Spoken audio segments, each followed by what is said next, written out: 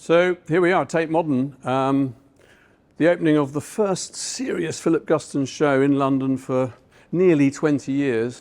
Philip Guston, a retrospective.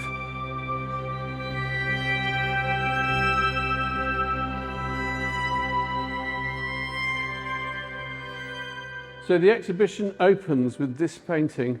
It begins at the end. Legends, 1977. When Guston painted this, he only had 3 years left. His, in many ways, is a career back to front. That's one of the reasons why they've started with a picture at the end. He painted nearly half his entire life's work in the last 8 years of his life. What do we see here? A cartoonish image, almost a cartoonish image, a painting that certainly looks back to the paintings he loved most of all, which were those of the early Italian Renaissance. It's a suffering figure sleeping and dreaming. It might be the image of a modern saint beset by satanic dreams, dreams sent to torment him by the devil. The image actually recalls to my mind paintings done in the Renaissance of Christ's temptation, where we see him surrounded by the images of those who would beat him, torture him, the crown of thorns, the club. Here we've got a club in a hand. These are the things that torment Guston.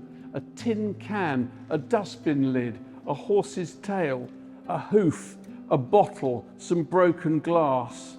This was his way of conjuring up his sense of having lived, as he put it, in a century of atrocities when genocide follows Holocaust. This is a kind of laughing in the dark, as he put it.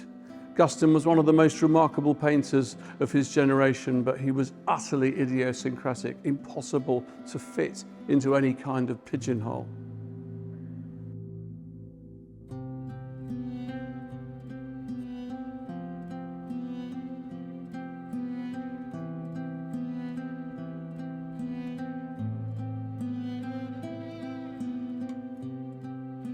So where does Guston's story begin? He was born in 1913, fateful year, 1 year before the First World War. His parents were emigres. They were Jews. Goldstein, he changed his name to Guston. They'd fled from Odessa in modern-day Ukraine because of anti-Semitic persecution.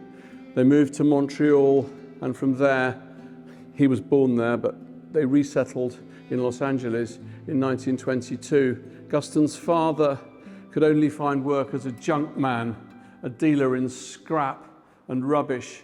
He found the occupation shameful. When Guston was 11 years old, his father committed suicide. Guston found the body swinging from the rafters in an outbuilding. Some years later, he decided, not many years later, he decided to be an artist, and this is his first exhibited picture, done when he was 17 years old, mother and child, influenced by surrealism, influenced by, I suspect, the empty piazzas of Giorgio de Chirico, the dreamlike forms of Salvador Dali. It's a young man's painting, but it seems already heavy with a sense of trauma, a sense of the world as a difficult, dangerous, anxious place to be in. He certainly didn't have an easy start.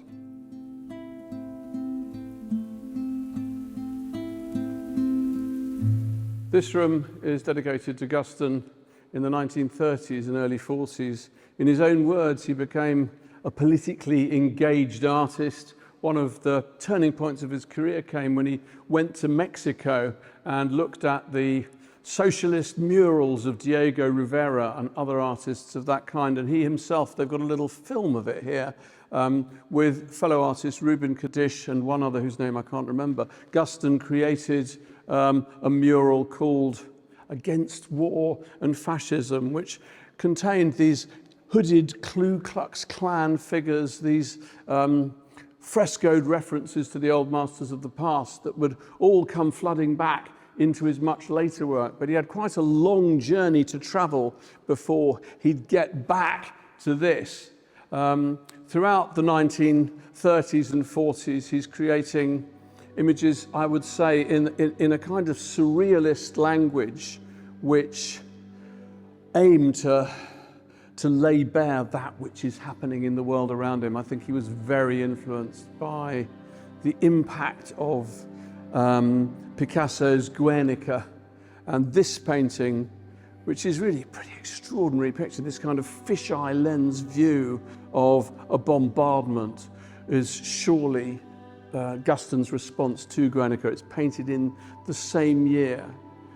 So there he is, he's this politically engaged artist, extremely left-wing in his orientation. He feels that society is on the cusp of change. He feels that art can be part of engineering that change, of promoting that change. But then in the late 40s, he's in America and everything changes.